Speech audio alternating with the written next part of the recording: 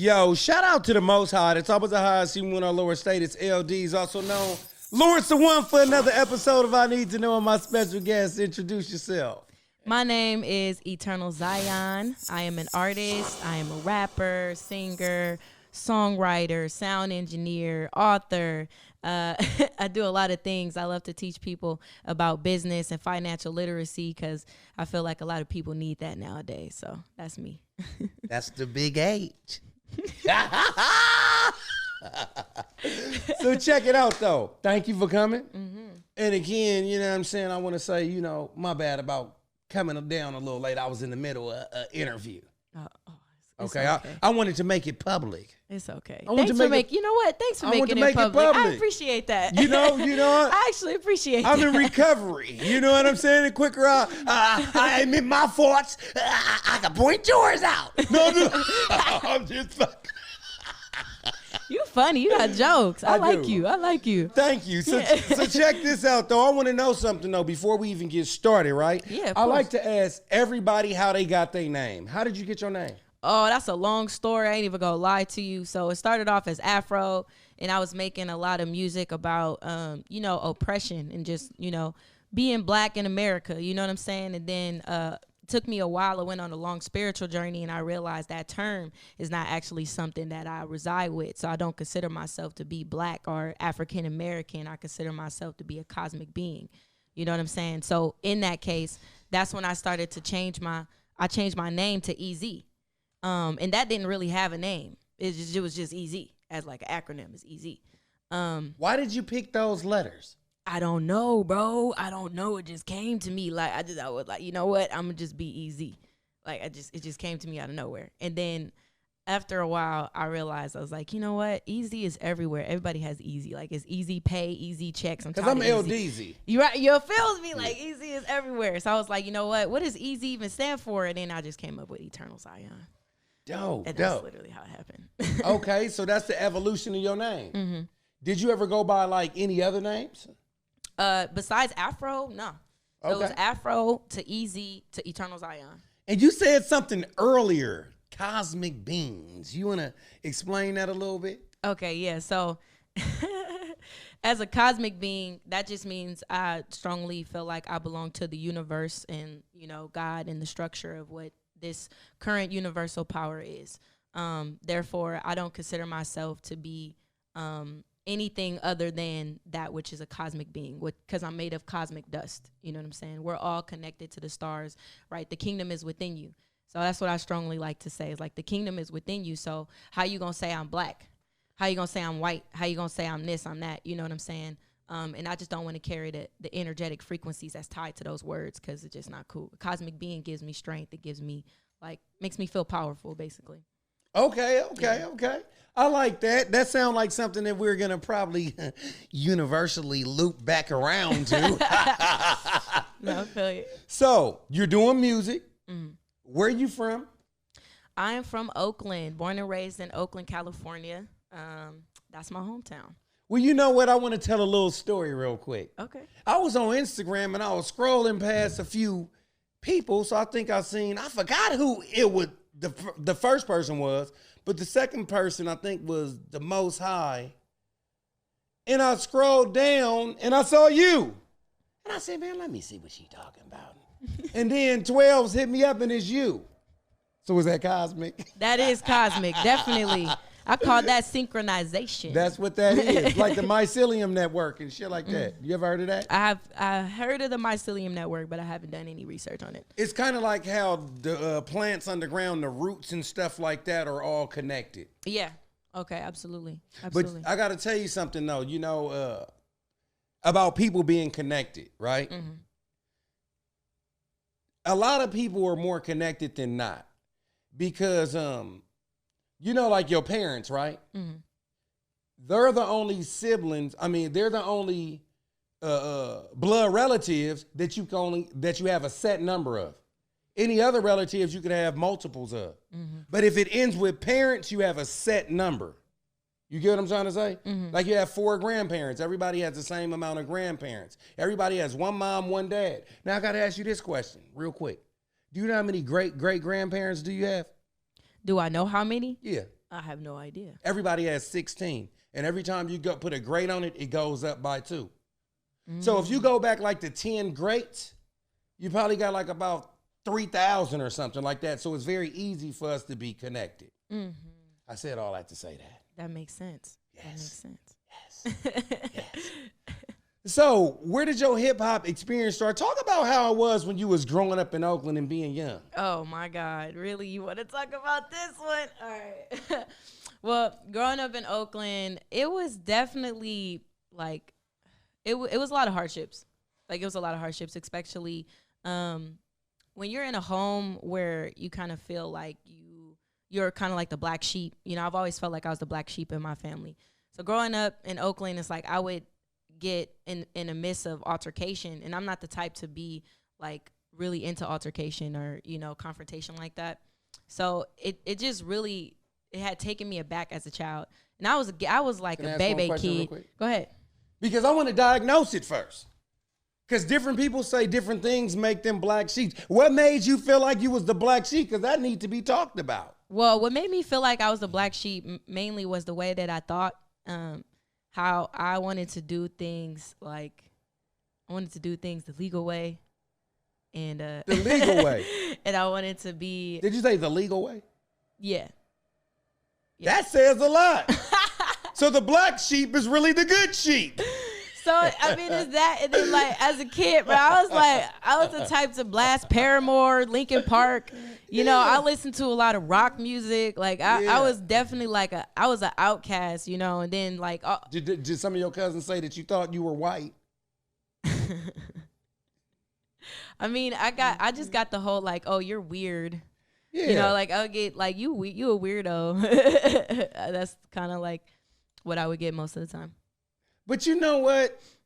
You know what's so crazy about the word weird? I don't like when people they butchered that term. Weird is not a bad thing, but now they make, oh man, this motherfucker, man, Fred, he keep 12s. He keep calling me every day, man. That nigga want his money. He when we was in Vegas, he let me hold 1,000, and the nigga keep calling me, oh, weird ass nigga. That is not weird. You make a good point. Oh, man, his girlfriend, I don't know if she was blinking at me, but she went like this, and, you know, I know she said she was married, but she faithful to her nigga. Oh, weird ass bitch. That's not weird. Now, what is weird is being able to take a pack of Jell-O, line it up like cocaine, and snort it, and then make it and come out done out your mouth. Now, that's weird. You ever see those people? They be drinking milk and then they shoot milk out they eye. They fucking tear duct. That's weird. That is just weird. Not because I want to do the right thing and listen to a little bit of Mick Jagger. Bro.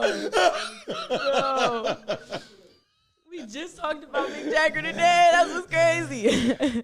So we all lined up. Mm-hmm. We all lined up. So you said that when you was coming up, wanting to do the right things and stuff like that, talk about some of the adversity that you actually had to overcome just to get to this point. As far as being a kid, my childhood and stuff like that. Yes. Definitely, you know, I went through a lot of verbal abuse as a child. And with that being said, like, it kind of started to be introduced to relationships I would have with other people.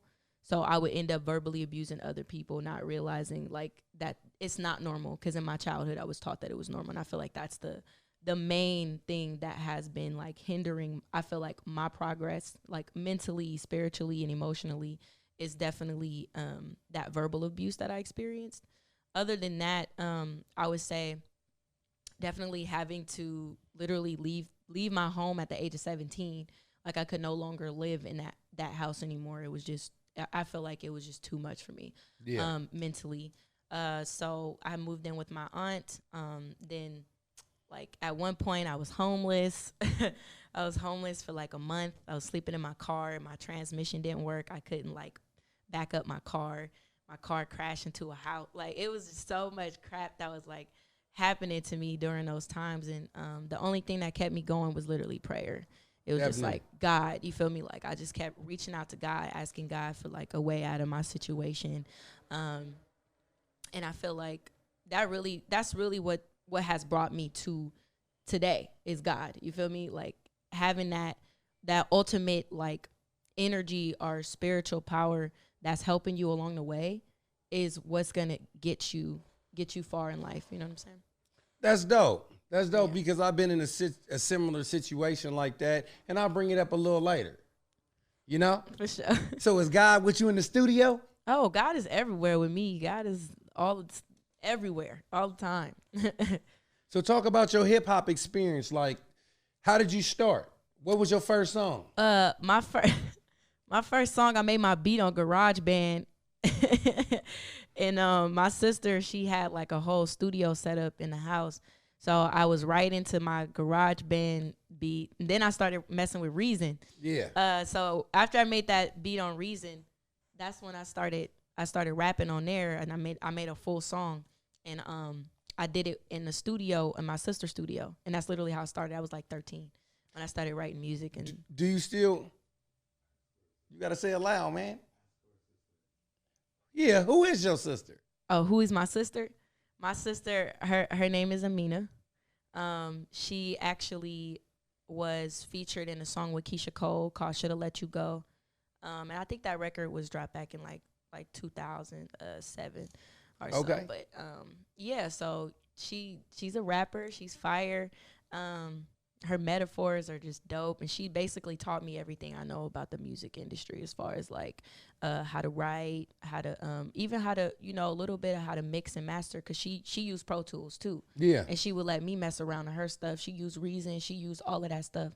And she gave me all of her studio equipment. So what? That's the real reason, like my sister is the real reason why I have like a really great quality mic, great speakers, like everything is just perfect because she gave it to me. So where do you record at? Home. And you mix and master? Yep. How much do you charge to mix and master? I charge for mixing. I charge about $60 for mixing, and then to master a track, I charge $70. Okay, so they can come out your studio about 1:30 with a whole song? Basically. But see, like, that's if you sending me stems. Like, if you send me stems, I'm going to charge you $60 to mix, $70 to master. But if you come in my studio, I only charge like $40 an hour, and I do a light mix on that, and then I'll give you a master track if you want to pay for a master track after that. How do you best describe your style? Goddamn, I don't know. It's very unique, and I try to use, like, angelic tones when I'm singing.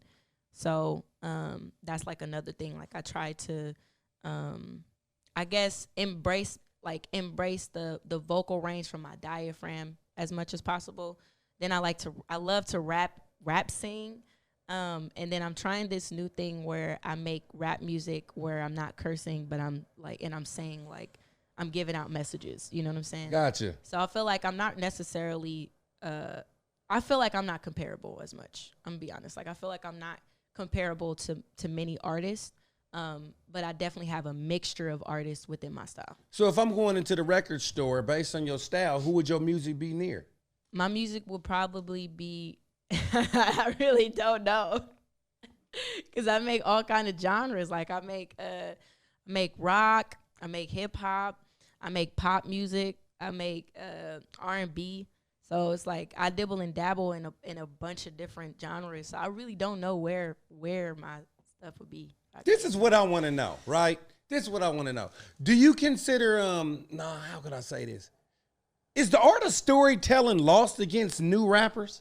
Is the artist, one more time? Is the art of storytelling lost against with the new rappers? Because I don't hear like a lot of young people tell stories. Like, are you a good storyteller? Oh yeah, I love telling stories. But yeah, that's true. Like I feel like storytelling has definitely been something that's not as much introduced, especially in the rap game and like in the singing game, whatever.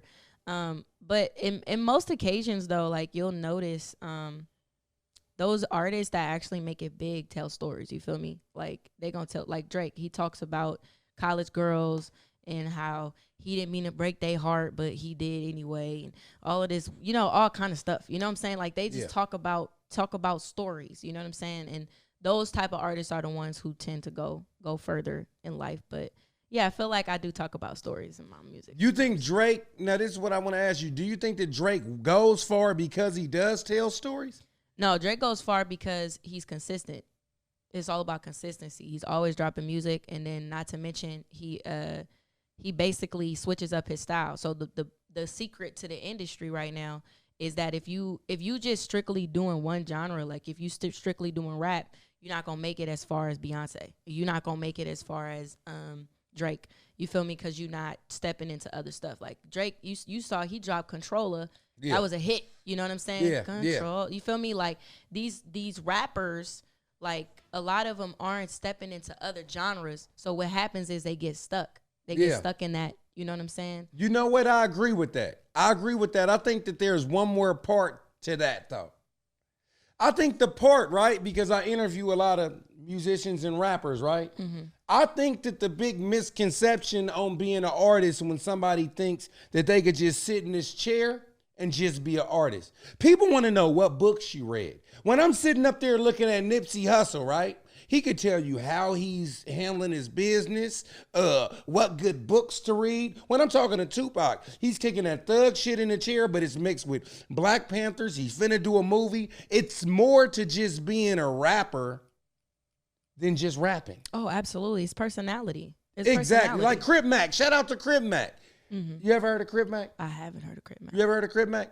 Crip Mac is this guy, right? He kind of reminds me of like if Old Dirty Bastard had a nephew that acted like him from LA that was a Crip. Mm-hmm. They're not the same person, but if a limo pulls up, they're in the same limo. And he just be, he be drinking 40s, eating chicken and stuff like that. Mm-hmm. And he's hella gangbangerish, you know what I'm saying? But it's entertaining to watch. Like Old Dirty Bastard is entertaining to watch. Yeah, and I could actually bring up an artist like, for example, Cardi B. You know what I'm saying? Like she started off like she gave straight personality. You feel me? Like she was in reality TV shows and stuff, and then her music started popping off. But people really loved her for her personality first. You feel me? And then she started making music, and then people was just like hopping on her music. You feel me? So I just feel like that's a great example of somebody with like great personality. You know what I'm saying? Like Doja Cat. Doja Cat is hilarious. You know what I'm saying? Like, she got really funny videos, and then her music is like super, super poppy and like really cool to listen to. You know what I'm saying? Like these type of artists have personality, and that's what keeps them going in the game as well as their styles and the way they make music. Yeah, dope. Mm. Because like a rapper could be cool, but there's only you can only get so much done if everybody's so cool. Then we riding somebody and nobody's talking. Mm-hmm. We gotta sell a personality. Like you gotta be able to say, okay, if I'm going in Walmart and they got a toy of this motherfucker, I want to pick this motherfucker up. I'm grabbing me a Crip Mac doll on the way out. I'm grabbing me a DMX doll on the way out. I'm grabbing me a Snoop. Right. I'm grabbing me a Lil Wayne. Mm-hmm. I'm grabbing me an Old Dirty Bastard. I'm definitely for sure grabbing me a Cardi B. For sure, yeah. For sure. So I want to know something. I see you got tattoos or the makeup. Explain that. So the makeup is just sigils. So these are sigils. Sigils. So basically, a sigil is, you know what I'm saying? Like it has a meaning. It's a symbol with the spiritual meaning that's tied to a sigil. And my sigils are personal to me, so I don't really share out what they mean. Okay. But like. It just means like infinite success. That's why I have like arrows, and I'll have like certain stuff that I draw on my face to represent certain things. Gotcha. Mm-hmm. Okay. That's pretty dope. Mm-hmm. So tell me some more about your music and some of the videos that you actually got. Okay. So I have about 5 albums out right now. And I only have 4 music videos. So one of my music videos, the first music video I ever made, was On a Rocket. Well, the first music video I made under Easy is called On a Rocket.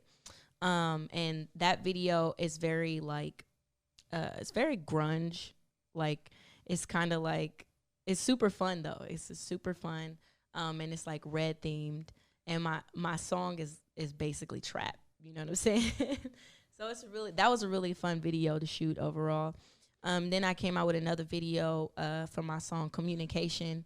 And that had it had a storyline. I like to give myself time to create video treatments before I schedule a video. So I'll literally create a full blown video treatment for my my editor. And then I'll get more in the mic. Oh, I would literally I would literally create full blown video treatments for my editor. So my editor would use that and create the video from that. And then I would hire people, and I would have props and locations, everything set up. So I mean, I feel like those are my 2 first videos that I released, and then I had another video released called "God Over Saturn," and then it has a second part to it called "Distractions." And you said "God Over Saturn"? God Over Saturn. Why did you name your song "God Over Saturn"? Because it's basically so. So it's basically God encompasses all. So you can't have one thing that you serve. Does that make sense? Break it down. Break it down. Break it down. Break it down. Break it down. So Saturn is a planet, also known as Satan, which is chronos or time, right? So some people they praise Satan. You know what I'm saying? And some people don't know the difference between the devil and Satan. Satan is just Saturn, and Saturn runs our sound. Without that planet, we would not be able to hear. That's literally what that means, because we're all aligned in this universal system, or planetary alignment that we're in. So God over Saturn means that God, which encompasses all, why exclude all the other planetary alignments that currently exist in the kingdom within you, and only give energy to one? That's what God over Saturn means. So why did you name your song Communication? Communication, I made a whole album about relationship goals. And communication was one of them, where I just basically talk about how if you're in a relationship with somebody, you need to communicate more effectively, or it just needs to be a safe space. It needs to be a safe space for the both of you to communicate effectively, basically. Do you think the two people could be in a relationship successfully if they don't speak the same language? That's a great question. I think so. I ain't even gonna lie. I feel I think so. I feel like there would be they would find very interesting ways to communicate. Do you know what the first form of communication is? Eye contact. Close.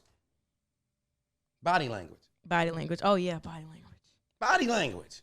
And that includes eye contact. Yeah, but everybody can't see. Oh, right, exactly. Yeah, everybody can't see. Because a lot of times, you know what I'm saying, we always think and compare things to the things that we like. I was just telling Mr. Fab that, and I'm not talking about you, that a lot of times when we're in a situation, or really black people's problem, is that we can't think past our situation. You get what I'm saying? If you tell somebody, it's like somebody say, yeah, man, men need to have more than one woman because women outnumber us. And this and stuff like that. It's 10 women to one man. Yeah, but that doesn't mean all 10 are available for your ass. Right. Some of them might be 90 years old. What about the babies? And all of them don't look like Halle Berry and Jada Pinkett either. Right. But somebody's only thinking they can't think past their own immediate desires. Right. You know what I'm saying? So tell me another name of the song that you got. Distractions. So I made a video to Distractions, and that song basically encompasses everything that distracts us in the world. So I put that all in a song, and then I basically explained how we shouldn't get distracted anymore. You know what I'm saying? It shouldn't be something that we develop. We shouldn't develop distractions, right? We should be able to focus on things that we want to create in the world and do those effectively and efficiently. Gotcha. In relationships, do you believe that the person that cares the least about the relationship is the most in control of the relationship? No. The person who cares the most about the relationship is in the most control. And the reason I say that is because it takes that person to keep that that communication effective. It takes that person to reach out and actually heal a situation rather than running away from it. The other person is just a narcissist. That's interesting. People been using that word narcissist a lot. Explain that for the people at home. Okay, so like a narcissist is like extremely self-absorbed, arrogant, and like tends to gaslight people. Now, I was just gonna ask you that. What the fuck is gaslighting? I've heard that I was a gaslighter. Gaslighter. So a gaslighter is basically somebody like say you explaining an issue of yours okay. Say you're explaining the issue about me that you have, right? Okay? And I'm like, "Well, you did that and you did this and you did that." And you're like, "But I just told you did this. So can we focus on what you did first so we can get past this and then focus on what I did?" You feel me? Like gaslighting is like putting down what somebody else thinks or feels based on the fact that you feel a certain type of way. You feel the other different way. So was it gaslighting when somebody said, "Let's talk about this first and then move to something secondary"? It's more so gaslighting when you put off somebody else's feelings for the sake of your own feelings. Like you don't care about somebody else's feelings. So because you don't care about their feelings, you announce that by stating what your problem is. You know what I'm saying? Because if somebody comes to you with a problem and you're instantly like, no, but I have this problem with you. You feel me? That's gaslighting. That's a thin line, right? I mean, I guess. That's a thin line. That's a very thin line. I mean, it happens, though. It happens a lot. Like, a lot of people get their emotions and feelings rejected by people on multiple occasions because they feel like it's not needed to talk about type of thing. Because my thing is if I have an issue, like, let's just say I have an issue with you, right? Mm-hmm. I want to talk about one problem at a time, because if we don't talk about one problem at a time, then it's going to be hella shit on the plate. Mm-hmm. I feel like everything that's on the plate is like food. Okay, let's taste this. Okay, that's cool. We're done with that. Let's move on like that. But if I'm like, man, that nigga 12, man, that nigga, man, he wasn't fucking with me in 3rd grade. And then 12, imagine 12's like, yeah, well, you wasn't fucking with me in 2nd grade. That's gaslighting. And then I say, hey, nigga, well, what about the time, nigga, I gave you them now laters, the pineapple ones. And then he says, yeah, but you took my Ninja Turtle. Then we'll be doing that shit all day. That's, yeah.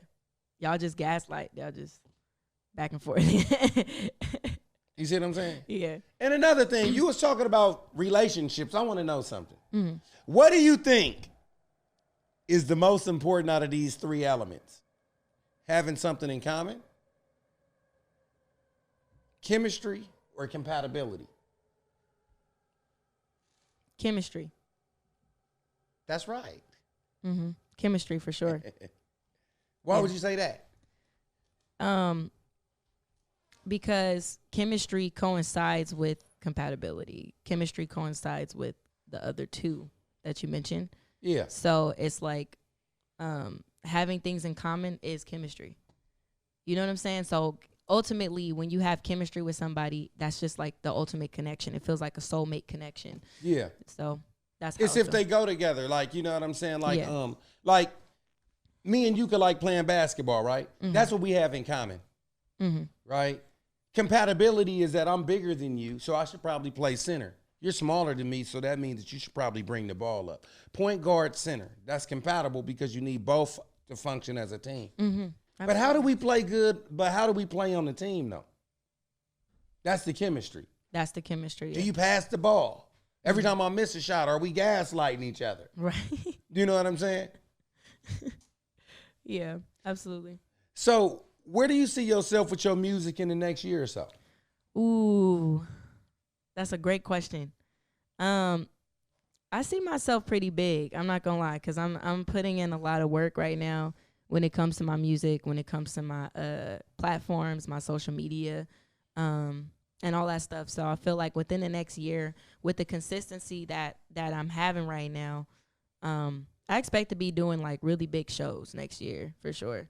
Gotcha. And you're going to be on at High Road Day, right? Yep, I'm performing at High Road Day. Is this going to be your first High Road Day? This is going to be the first High Road Day. Talk about how you feel about that. I feel amazing. I'm just very grateful for this opportunity overall. You know what I'm saying? Like, I'm just super grateful that I was even able to get this booking, because this is the type of shows, like, these are the type of shows I've been asking for. You know what I'm saying? So I'm just super excited to be performing at a, like, huge festival. What about stage fright? Oh, I don't have stage fright.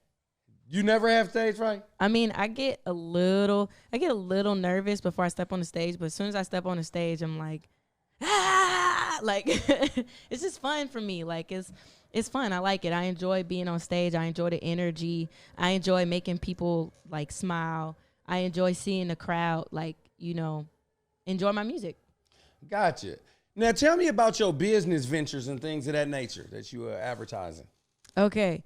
Yeah, so it's a lot of things. So basically, I do have an LLC, and I would suggest artists get an LLC as well, especially if you want to make sure you run yourself as a legitimate business. You need to make sure you have an EIN number and articles of organization and all of that good stuff to form an LLC. But basically, I talk about starting a ministry. So I actually have my own ministry that I'm putting together. And it's going to be called the Zion Council of Light. And basically, we're going to be creating spiritual communities, like, all across the world, in which people can reside without having to worry about capitalism or, like, all of the crap that we deal with in this economy that we live in right now. So I'm working on that. And I teach people about financial literacy. So I teach people about business credit, trusts, all kind of stuff. So, yeah, so say like Fred Flintstone, right? Mm-hmm. He wants to come be down with your ministry, and how would he say, like, he's at an all-time low? What could your ministry actually do for Fred and Wilma? Ooh. Okay, rephrase that one more time. I said... One more time.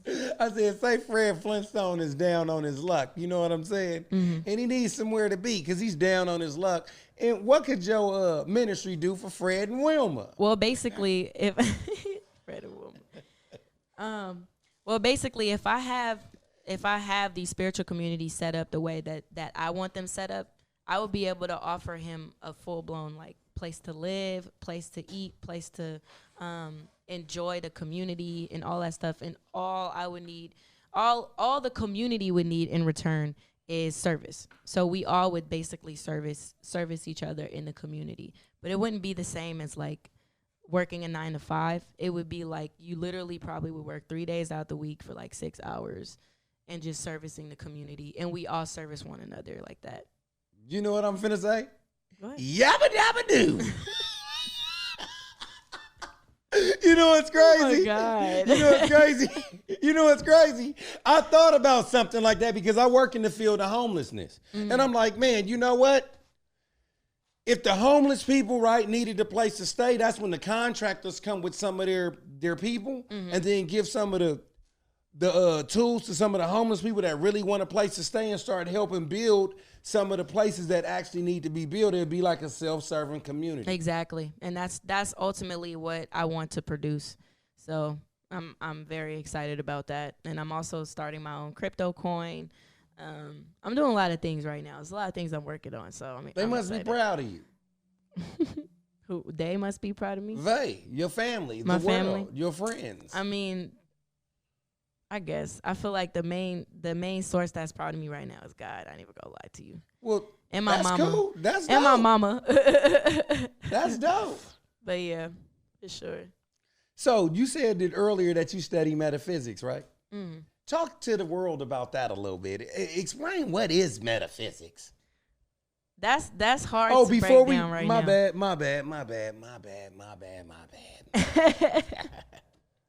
What is your best album? My best album? Yeah. Ooh. If you're going to play your album, say like somebody said, you know what, I like your swag, you know? I give you $1 million right now for your best album.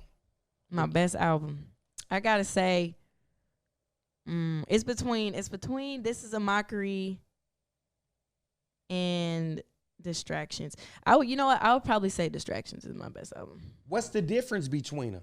So the difference is this is a mockery, is literally a mockery of the industry. So it was literally me creating music that was a mockery of what was basically popping at the time. And then Distractions, actually no, it's called Trials and Tribulations. That's the album. Trials and Tribulations actually includes a multitude of genres. It also includes like concepts that I really wanted to touch on in that album. And I really like the way I produced that album. Do you make all your beats? I don't make my beats. Do you make any of them? No, I don't. That's where 12s come in at? If he wants to. I got like 2 songs with him, I think. Like Gotcha. But yeah, I have this producer out on the East Coast. His name is Myas. He's like 14 years old, and he just makes the dopest beats. Like, so I've been messing with him. I gotta ask you a question. Say like you went to a prestigious college or something like that, right? And on the Christmas break, the professor is a 60, 70-year-old non-black man that's not familiar with hip hop.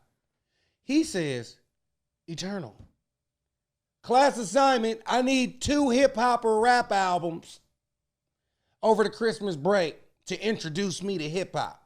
What 2 albums would you give him and why? For hip hop,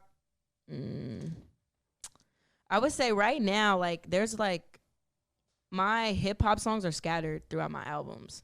I'm talking about in general in the industry. Any album that's already made. Oh, that's already made? For sure, Lauryn Hill, Miseducation. Miseducation of Lauryn Hill. That album for sure. And then it's like this one Tupac album I really like too. I can't come up with the name of it, but it's definitely one of those Tupac albums. But when he was more so making conscious music, like when he was making like conscious rap. Do you look at Tupac as a conscious rapper? I do look at Tupac as a conscious rapper. I do. What about Ice Cube? Ice Cube is conscious too in his own way. Yeah. I like Ice Cube. I like his style. Have you ever heard Death Certificate? Mm-mm. That's one of the dopest albums of all time. Hey, 12, you ever heard Death Certificate? You probably need to check that out. Yeah, I'll check it out for sure. You know what? I want to tell you something. I get a feeling that you're going to do some real great things. I don't know. I see something. Thank you. I appreciate you. I appreciate that. I mean, it's just a lot. It's a lot of stuff that I want to do while I'm young. You know what I'm saying? I just have a lot of big dreams.